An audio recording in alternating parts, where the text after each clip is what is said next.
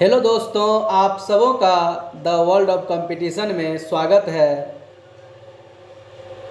आपका भरपूर स्वागत है द वर्ल्ड ऑफ कंपटीशन में। दोस्तों, हम लोग आज पुनः एक महत्वपूर्ण सेगमेंट को लेकर आए हैं जहां से प्रश्न बार बार एग्ज़ाम में पूछा जाता है।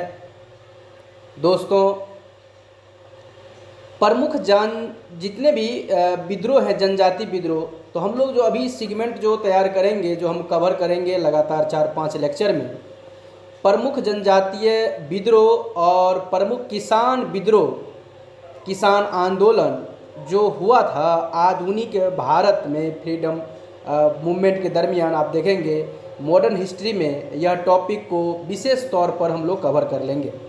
क्योंकि जनजातीय विद्रोह और किसान आंदोलन से प्रश्न निश्चित तौर पर दिखता है, तो हम कोशिश करेंगे इनके विस्तार रूप को पढ़ा दें, लेकिन बाद में आपको ये भी बता दें कि किन बातों को आपको विशेष तौर पर ध्यान रखना है। दोस्तों, हम आशा करते हैं आप लोग बड़े ज़ोर शोर से मेहनत कर रहे होंगे और करना भी है, क्योंकि इसके अलावा हम लोगों के पास कोई भी अपॉर्चुनिटी विशेष अभी नहीं है, आप जान रहे हैं। तो चलते हैं हम लोग और शुरू करते हैं।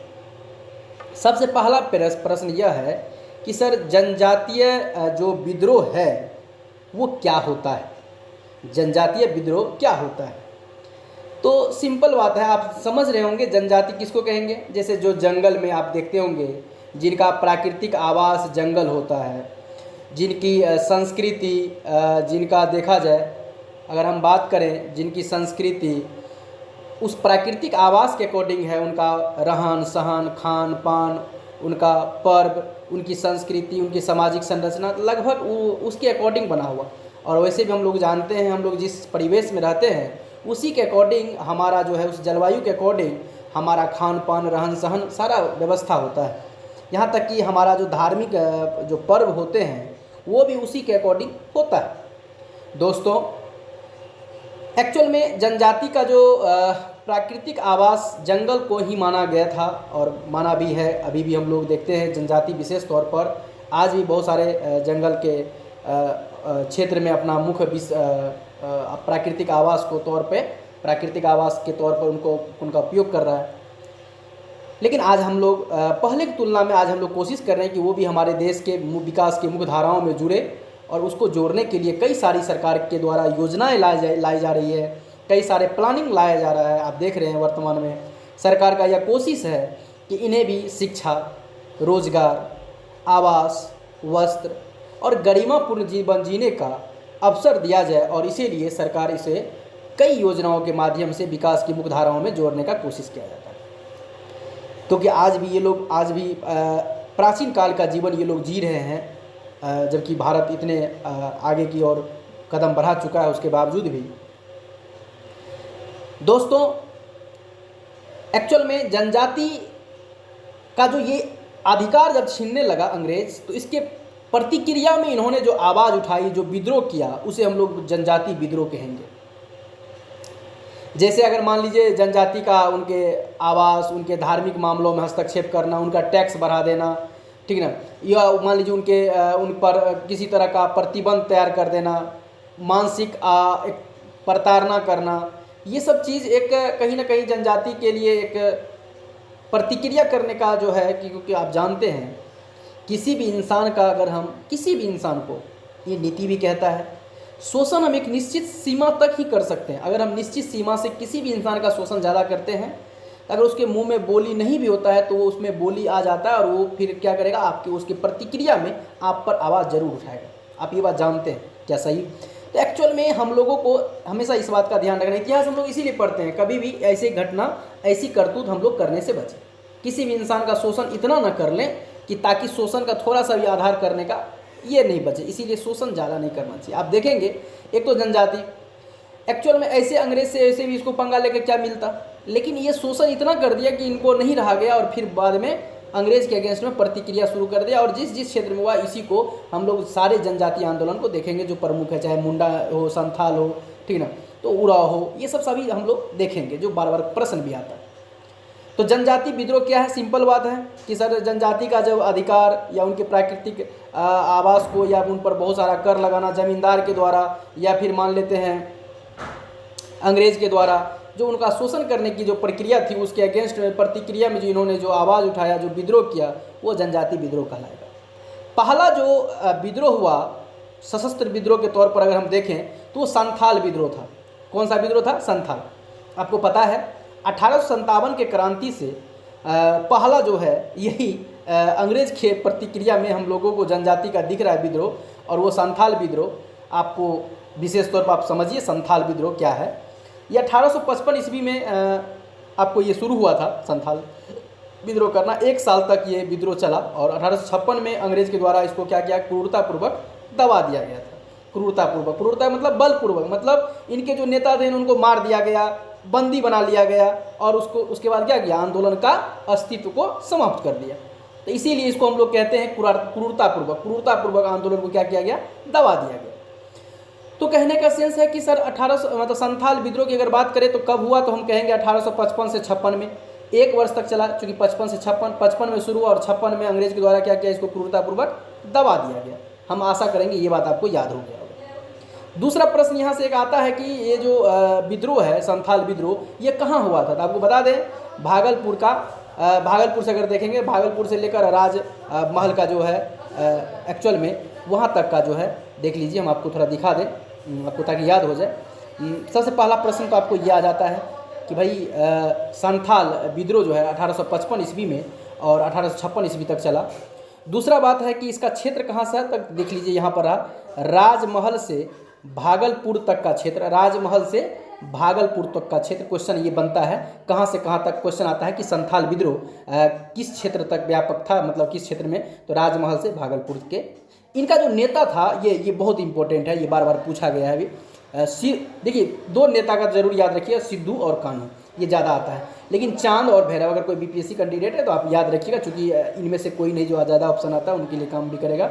सिद्धू, कान्हू, भैरव, चांद, ये एक्चुअल में चारों भाई था और इस आंदोलन का नेतृत्व करने में, सभी जनजाति को संगठित करके आंदोलन करने में इनका बहुत बड़ा भूमिका है। आपको बता दें आंदोलन को अगर एक धार्मिक रूप दे दिया जाए ना तो उसका एक अलग रूप हो जाता है। आपको एक बात बता दें, कभी भी आंदोलन को अगर एक धार्मिक रूप दिया जाता है, जैसे आज के दौर में अगर हम देखें कुछ लीडर क्या करते हैं, अगर देखेंगे कि आप व्यक्ति को उकसाने के लिए धार्मिक रूप दे देते हैं किसी चीज़ को, और क्या होता है ना, धार्मिक रूप जैसे ही दिया जाता है तो धर्म आस्था का चीज़ होता है। जैसे ही आस्था की बात आती है ना तो लोगों का अपना सेंस, ह्यूमन बींग सारा खत्म हो जाता है। और वो लोग क्या होते हैं ना, जैसे अशिक्षित का अगर हमारे सर पर भूत सवार है तो फिर हम उनके बातों में, उनके बहकावों में आ जाते हैं और फिर उस पर क्या करना शुरू कर देते हैं? प्रतिक्रिया, उनके दिशा निर्देशन में काम करना शुरू करते हैं। गलत क्या है क्या सही है इसकी कोई भी परवाह किए बगैर हम हर गलत काम करने को तैयार रहते, उतावला रहते हैं। तो ऐसे ही एक्चुअल में देखेंगे तो आज के दौर में, उस समय तो अंग्रेज हमारा मान लीजिए शोषण कर रहा था तो उसके अगेंस्ट में हम लोग ये प्रक्रिया कर रहे थे, तो ये तो एक अच्छी बात थी कि भाई इतना शोषण नहीं होना चाहिए किसी भी इंसान का। दूसरी बात अगर हम बात करें, आप ध्यान समझेंगे, जो धर्म रूप करने मतलब ये कि मतलब इनका ये कहना हुआ कि नहीं हम लोग जो अंग्रेज से लड़ेंगे वो हम लोग थोड़ी लड़ेंगे, वो तो हमारा ईश्वर लड़ेगा और ईश्वर ही उसे हराएगा, ठीक ना। और ये ईश्वर की ही मतलब ये भावना है कि हम इसके लिए आवाज़ उठाएं। तो ये जो कहीं ना कहीं लोगों को, उन जनजातियों को एकजुट कर और अंग्रेज के अगेंस्ट में मतलब आवाज़ उठाने में इसको एक अच्छा मदद मिला और उसमें सिद्धू जी, कान्हू जी का एक बड़ा योगदान समझा जाता है। आप देखेंगे अंग्रेज का जो विस्तार हो रहा था भागलपुर के क्षेत्र में, जो डाक रेल सब बिछाई जा रही थी, उस सब को उखाड़ कर उसको डिस्कनेक्ट करने में इस आंदोलन का बहुत बड़ा भूमिका रहा। अंग्रेज इतना खपा हो गया, इतना गुस्सा हो गया कि आप देखेंगे कि जैसे पटरी बिछा तो पटरी को ही काट के हटा दिया, जैसे मान लीजिए डाक तार था तो उसको ही काट के डिस्कनेक्ट कर दिया। तो इससे अंग्रेज को काफ़ी परेशानी, मतलब उनको परेशान करने का एक जरिया था ताकि वो इस तरह की हमारे साथ करतूत ना करे, वो समझे कि हमें डिस्टर्ब करेगा तो हम भी उसको डिस्टर्ब करने के लिए तत्पर हैं और तैयार हैं, ठीक ना। तो हम भारतीयों का एक गुण भी है, चाहे जनजाति हो, चाहे हम लोग समान हो या कोई भी आम वर्ग हो, अगर हमें कोई आगे से टॉर्चर करता है तो हम लोग पीछे से नहीं छोड़ते, ये बात तो है। लेकिन आगे से किसी को नुकसान भी पहुंचाने का कोशिश नहीं करते। ये हम लोगों की एक संस्कृति, हम लोग का एक परंपरा है और ये हम लोगों का एक विशेष बात है और होना भी चाहिए। हम लोगों की एक ये मिट्टी की गौरवशाली और वैभवशाली रूप है और इस भावना को हम लोगों को संभाल के रखना है। भारत जैसे महान धरती पर हम लोग पैदा लिए हैं और इसका कद्र उसकी संस्कार ऑटोमेटिकली हम लोगों के देशवासियों में आ जाता है, चाहे हम लोग शिक्षा लें अथवा ना लें, शिक्षित हों या ना हो, लेकिन ये संस्कार आ जाता है वसुधैव कुटुंबकम का, जो कि लोगों का इज्जत करना, मान सम्मान करना, लोगों का गरिमापूर्ण उनको इज्जत देने का काम हम लोगों में कूट कूट कर भरा हुआ है। लेकिन अगर कोई डिस्टर्ब करता है, आगे से छेड़ता है, तो फिर पीछे सब लोग उसको छोड़ने के लिए तैयार नहीं रहते हैं। तो दोस्तों, हम आशा करेंगे कि आप इतनी बातों को समझ रहे होंगे। तो यह जैसे हुआ, आखिर फिर मन में आता होगा कि आखिर ये लोग विद्रोह क्यों किया, आखिर कोई कारण तो होगा सर जिसके कारण ये विद्रोह किया होगा, कुछ तो कारण होगा। जी, कारण जरूर था। हम तभी आवाज़ उठाते हैं जब कोई इंसान हमारा शोषण का लेवल बहुत ज़्यादा कर देता है, जब हम पे काफ़ी अत्याचार करता है, बहुत ज़्यादा पाबंदियाँ, बहुत ज़्यादा हम पे हमारा जो है अधिकार को छीन लेता है, अधिकार का हनन कर लेता है, तो ही हम लोग आवाज़ उठाते हैं।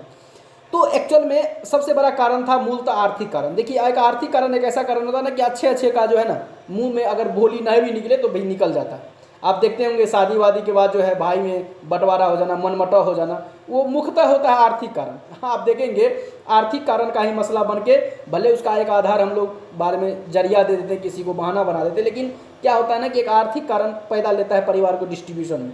परिवार जो टूट जाता है आज हम लोग का समाज में, जो देखते होंगे ज्वाइंट फैमिली, संयुक्त परिवार की प्रथा में थोड़ा कमी आ चुका है, बहुत ज़्यादा कमी आ चुका है। एकल परिवार में जो विश्वास रखने लगा लोगों, उसमें एक कारण यही भी है, आर्थिक कारण। तो एक्चुअल में सबसे बड़ा है कि इसका आर्थिक रूप से शोषण काफ़ी हो रहा था। बाहरी लोगों एक्चुअल में जो देखेंगे, जमींदार के द्वारा देखेंगे, मतलब टैक्स, अरे भाई ब्याज का जो वसूली है 50 से लेकर 500% तक ब्याज लिया जाता था। मतलब बुझ रहे हैं, 100 टका में 50 रुपये तक ब्याज लिया जाता था। यहाँ तक कि कुछ कुछ व्यक्ति तो मौका देकर 500% तक का ब्याज लेता था, मतलब 100 रुपया और 500 रुपया तक का। बताइए ये अत्याचार का क्या लेवल है? इतना बड़ा अत्याचार करेगा तो कोई बर्दाश्त कैसे कर सकता है? जमींदार और महाजन तो इतना शोषण कर रहा था इन लोगों का, जैसे लग रहा था ये लोग इंसान है ही नहीं, कितना बर्दाश्त करे आप ही बताइए। तो ये भी एक कारण था। दूसरा, संथाल को जमीन से बेदखल, अरे उसका जो जिसके पास जमीन था उसको भी छीन लिया। जबकि आप सोचिए, ये लोग अपना इसको राइट बूझता है, भाई उस पर जीता है, स्कूलों का आवास है, जंगल घर है, जंगल उसकी खान पान संस्कृति रहन सहन, और ये अगर मान लीजिए उपजा रहा है, कृषि कर रहा है, वो भी इसका छीन लिया। तो एक तो सबसे बड़ी बात है, जब पेट पर आएगा, रोजगार पर आता है, तो ऐसे भी लोग बैठारी हो जाता है, तो कई सारा शैतानी दिमाग चलना शुरू हो जाता है। तो ये लोग सोचा, अरे भैया ऐसे तो काम चलेगा नहीं, तो भाई तुमको हम बताते हैं हम लोग भी क्या चीज़ हैं। और इन लोगों का जो शोषण इतना हुआ, तो फिर इन लोगों ने क्या किया, आवाज़ उठाना शुरू कर दिया, और यही आवाज़ के तौर पर एक विद्रोह किया जिसका नाम पड़ा संथाल विद्रोह। यहाँ तक हम आशा करेंगे आप समझ गए होंगे।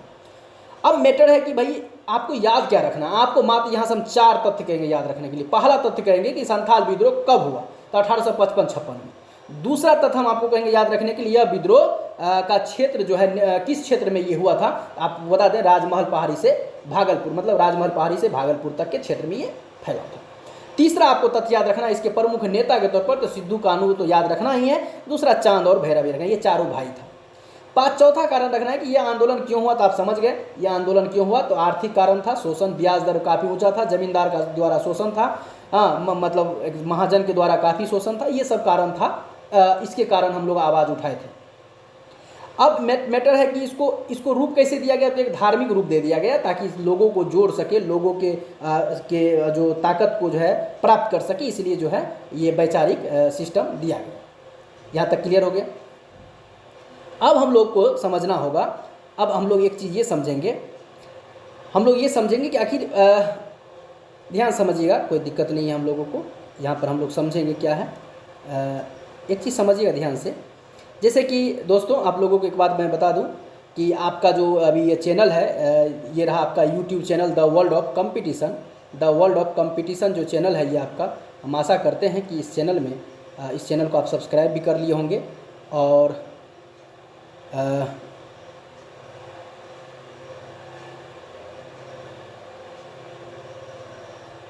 दोस्तों,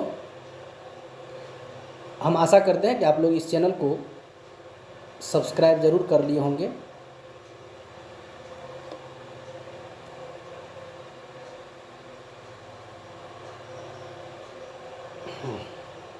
ठीक है। अब एक चीज़ आपको समझना है, समझना क्या है, आइए समझते हैं।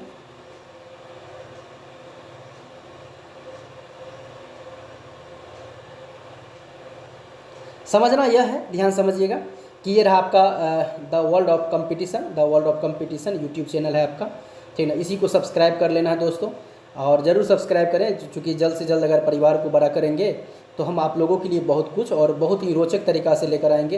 क्योंकि हम पढ़ाई को एक गेम की तरह पढ़ाते हैं, बस अभी हम ऐसा अभी नहीं दे पा रहे, क्योंकि परिवार को थोड़ा बड़ा कर लीजिए, आप लोग प्यार बनाइए, और मेरा भी कोशिश रहेगा कि आप लोगों पर, ठीक है ना, आप लोगों की सफलता के लिए ईश्वर से कामना करूँ, ऊपर वाले से कामना करो कि आप लोग सत्यनिष्ठा से मेहनत करें और अपने लक्ष्य को ज़रूर प्राप्त करें।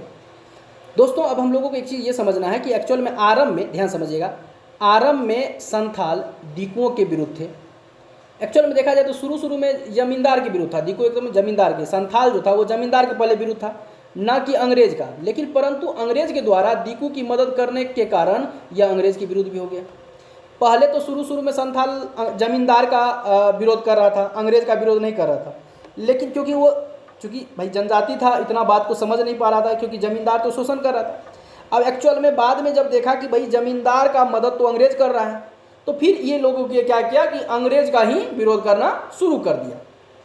सिद्धू ने, देखिए अभी हम जस्ट बताए थे, सिद्धू ने अधिकारियों से कहा था, ये जो अभी बोले थे धार्मिक रूप दिया, ठाकुर जी ने मुझे आदेश देते समय कहा है कि यह देश साहबों का नहीं है, ठाकुर जी खुद हमारी तरफ से लड़ेंगे, और इस तरह आप साहब लोग और सिपाही लोग खुद ठाकुर जी से लड़ोगे। यह जो है एक अच्छा विचार है, एक धार्मिक रूप देने का काम किया गया।